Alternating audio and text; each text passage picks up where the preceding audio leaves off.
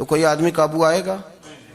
لوگ لوٹتے ہیں لالچ دے کر. اچھا اب وہ جو جس کو لالچ دیا جا رہا ہوتا ہے وہ کہہ رہا ہوتا ہے کہ نہیں نہیں تمہیں نہیں پتا، وہ اس وقت ماننے کو تیار نہیں ہوتا. وہ کہتا ہے اتنی خوبصورت باتیں کر رہا ہے، اتنی اچھے پیغام دے رہا ہے، تم میرے دشمن ہو، تم مجھے منع کر رہے ہو. ہوش تب آتی ہے کہ جب سب کچھ لٹ جاتا ہے. عورت کو ویسے بھی قابو کرنا بڑا آسان ہوتا ہے. اعلیٰ حضرت بریلوی رحمۃ اللہ علیہ فرماتے ہیں بیٹیاں نازک شیشیاں ہوتی ہیں، ان کو تو ذرا سی چوٹ لگے تو ٹوٹ جاتی ہیں. دیکھیں کتنا بڑا جملہ کہا بریلی کے امام، نازک شیشیاں ہیں. ذرا کوئی آدمی گمراہ کرتا ہے، ذرا خراب کرتا ہے. اب دیکھیں نا، یہ جو بچیوں کو بچے ایک مس گائیڈ کرتے ہیں، انہیں بڑے بڑے خواب دکھاتے ہیں، وہ بیچاری ماں باپ کو چھوڑ کے، بہن بھائی کو چھوڑ کے اس کے ساتھ شادی کرتی ہے. پھر جو اس کا بعد میں حشر ہوتا ہے، آپ ادلیاں نو سردار پہن تکے تے شرما والیاں نو جھوٹے ڈولیاں دے. پھر وہ بیچاری ماں باپ رکھتے نہیں، وہ ظلم کرتا ہے تو کتنی بڑی تکلیف میں وہ بچی آ جاتی. نازک شیشی ہوتی ہے نا تو ٹوٹ جاتی. یہی حال اب جدید خواتین اور یہ جو کچھ اینکر پرسن ہیں، یہ اصل میں نا یہ آپ کو سیاست سکھاتے ہیں، لیکن یہ مادر پیدر آزاد لوگ ہیں، بالکل آزاد. یہ تو علماء شور نہ کریں، بات نہ کریں، گفتگو نہ کریں، مشائخ بات نہ کریں، اور یہ جو کچھ سنجیدہ اور دینی طبقہ ہے یہ کچھ شور نہ کرے، یہ تو روڈوں پہ ننگے ہو کے آ جائیں معاذ اللہ. خوفناک نظریہ رکھتے ہیں یہ لوگ. عورت کو کہتے ہیں تیرے حقوق ہم تجھے لے کے دیں گے. مثلاً وہ کون سا حق ہے جو تم نے لے کے دینا ہے؟ میرے نبی کریم صلی اللہ علیہ وسلم اس کو بیٹی بھی بنایا ہے، اس کو بہن بھی بنایا ہے، اس کو ماں بھی بنایا ہے، اسے بیوی کا عالی شان رتبہ بھی عطا فرمایا ہے.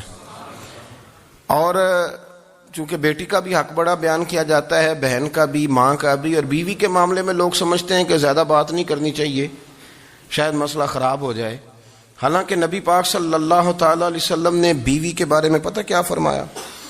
فرمایا جب تم نکاح کر لیتے ہو تو اپنا ایمان محفوظ کر لیتے ہو.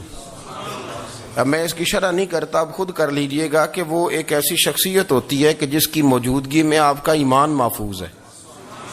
اب میں نہیں سمجھتا کہ اس سے بڑی بات کوئی اور ہو سکتی ہے، جس کی موجودگی میں آپ کا ایمان. اور بھئی یہ حدیث پاک عرض کر رہا ہوں، نکاح جب کوئی کر لے تو اس نے اپنا ایمان مکمل کر لیا. اس کا معنی یہ ہوا کہ آپ کا ایمان محفوظ ہے اس کی موجودگی میں. تو اس سے زیادہ بھی، یعنی ایمان سب سے قیمتی چیز ہے نا، تو اس کے محفوظ ہونے کی وجہ حضور نے نکاح بیان کر دی. اب میرا خیال ہے بی بی اگر کوئی اس سے بڑا حقوق مانگے گی تو بے وقوفی کرے گی. اتنا بڑا درجہ نبی کریم نے اسے عطا کر دیا، اتنا بڑا مقام دے دیا کہ تو خامند کے ایمان کے محفوظ ہونے کا ذریعہ بن گئی ہے. عورت کو جو حقوق رسول کریم صلی اللہ تعالی علیہ وسلم نے عطا فرمائے، نبی پاک نے جو حقوق دیے، دیکھیں نا، حضرت عبداللہ ابن عمر رضی اللہ تعالیٰ عنہ کی اہلیہ بیمار تھی تو جلدی جلدی سے وہ آئے. تو جب بہت جلدی ہو، سفر بڑا شدید تھا، تو آپ نے جلدی سے نماز ادا کی، جلدی سے چلے. آپ کے خادم کہنے لگے حضور خیریت ہے؟ فرمایا میری بیوی بیمار ہے. تو اس نے عرض کی حضور آپ کی اہلیہ بیمار ہے. تو آپ نے نماز بھی جلدی سے پڑھی، سفر بھی جلدی جلدی کیا. تو فرمانے لگے یہ وہ چیزیں ہیں جو ہمیں مدینے والے رسول نے سکھائی. آپ اس کیفیات کو سمجھیں کہ حضور صلی اللہ علیہ وسلم نے درس دیا. اور پھر ایک اور بہت بڑی بات، یہ فضیلت کسی اور کو نہیں دی. جو عورت کو حضور نے فضیلت دی، یہ فضیلت کسی اور کو نہیں دی. کبھی حضور نے فرمایا کہ تمہارا ابا تمہارے ساتھ بہت سخت رویہ کرے تو تم نے اس کو اس سختی پر داد دینی ہے. فرمایا چلو اگر وہ زیادتی بھی کرے تو تم نے اس کے ساتھ سلوک اچھا ہی کرنا ہے. لیکن آپ ایک بات کو سمجھے نا کہ بچے کے بارے میں، بیٹے کے بارے میں، بیٹی کے بارے میں فرمایا 10 سال کے ہو کے نماز نہ پڑھے تو سختی کرو، تمہارا ڈنڈا بھی لٹکنا چاہیے. بہت ساری جگہوں پہ بہت سارے لوگوں کے لیے سختی کا حکم دیا، لیکن عورت کے لیے حضور نے جو جملے کہے، اصل میں ہم سمجھتے ہیں کہ یہ ایک بات ہے، مشہور ہو گئی ہے روایت حدیث، تو بس اس کے پس منظر پر اور جملوں کے حسن پر شاید معاذ اللہ غور کرنے کی ضرورت نہیں. ذرا اس لفظ کی تاثیر پر غور کریں. حضور نے فرمایا عورت ٹیڑھی پسلی سے پیدا کی گئی ہے، یہ ٹیڑھی ہے، اس کو سیدھا کرنے کی کوشش کرو گے تو ٹوٹ جائے گی. تو حضور پھر ہمارے لیے حکم کیا ہے؟ فرمایا جیسی ہے تم اسی کے ساتھ نبھا کرو. آپ سمجھیں کہ اتنا محفوظ حضور نے درجہ دے دیا بی بی کو، اتنا محفوظ کہ فرمایا غلطی بھی ہو تو میرے غلاموں تم اس کے ساتھ نبھا کرو، گزارا کر لو. کو کیا اور حق چاہیے عورت کو، جس کو اس کی غلطیوں سمیت نبی پاک نے قبول کرنے کا حکم دے دی کہ اس کی کمزوریوں سمیت قبول کر لو. اب اس کو اور کیا، کوئی کمزوریوں سمیت قبول کرتا ہے؟ کبھی آپ دکان پہ بیٹھے ہو تو آپ کہیں بھی اس میں یہ بھی غلطی، میرے مال میں یہ بھی کمزوری ہے، یہ بھی کمزوری ہے، یہ بھی کمزوری ہے، تو کر لے قبول. کرتا ہے کوئی؟ کوئی شخص ایسا ہو جو کسی چیز کی کمزوریاں بیان کر کے کہ اسے قبول کرو؟ پر رسول کریم صلی اللہ تعالی علیہ وسلم نے نا ہمیں سبق دیا، حضور نے ہمیں درس دیا، نبی پاک نے ہمیں پیغام دیا. فرمایا یہ ٹیڑھی ہے، سیدھی کرنے کی کوشش کرو گے تو بیچاری ٹوٹ جائے گی، تو اس کے ساتھ نبھا کر جاؤ. آپ میری بات کو سمجھیے گا. چلیں میں اس پر ایک اور بخاری مسلم کی حدیث پڑھتا ہوں. حضرت سلمان فارسی رضی اللہ تعالیٰ عنہ اور حضرت ابو دردہ کے درمیان بھائی چارہ تھا.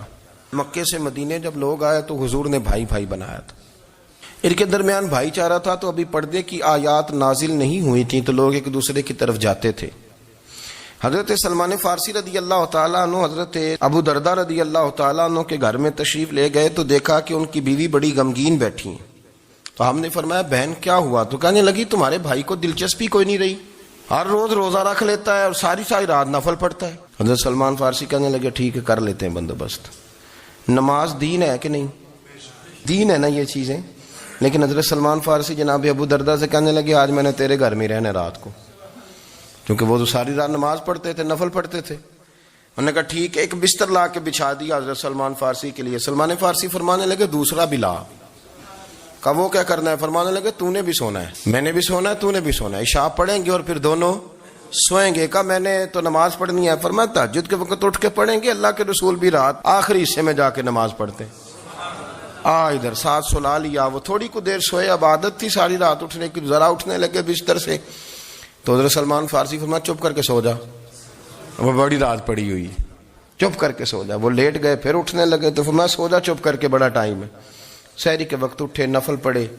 ان کا ارادہ تھا روزہ رکھنے کا، تو فرمانے لگے کل رکھا تھا نا نفلی روزہ؟ جی رکھا تھا. پرسوں بھی رکھا تھا، ترسوں بھی رکھا تھا.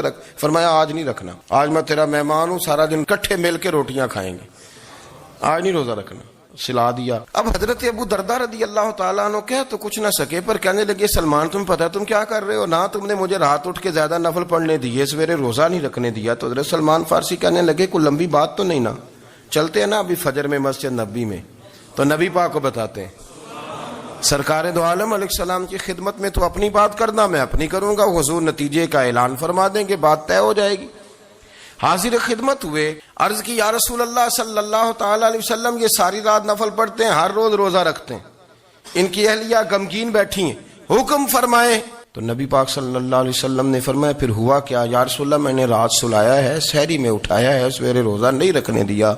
نبی پاک نے فرمایا سلمان فارسی نے ٹھیک کیا، سلمان فارسی نے ٹھیک کیا. پھر حضور نے فرمایا، نبی کریم نے فرمایا ابو دردہ تیرے اوپر اگر اللہ کا حق ہے، اس کے رسول کا حق ہے، دین کا حق ہے، تو فرمایا تیری آنکھ کا بھی تیرے اوپر حق ہے، تیرے وجود کا بھی تیرے اوپر حق ہے. یہ حضور نے فرمایا تیرے بچوں کا بھی تیرے اوپر حق ہے، تیری بیوی کا بھی تیرے اوپر حق. اس حق کو بھی سمجھے. حقوق اللہ بھی ہیں، پر تیری آنکھ کا بھی تیرے اوپر. کیا مانا کہ تیری آنکھ سونا چاہتی ہے تو اسے سلا بھی، تیرے وجود کا بھی تیرے اوپر حق. تو تیرا وجود آرام کرنا چاہتا ہے تو اسے آرام بھی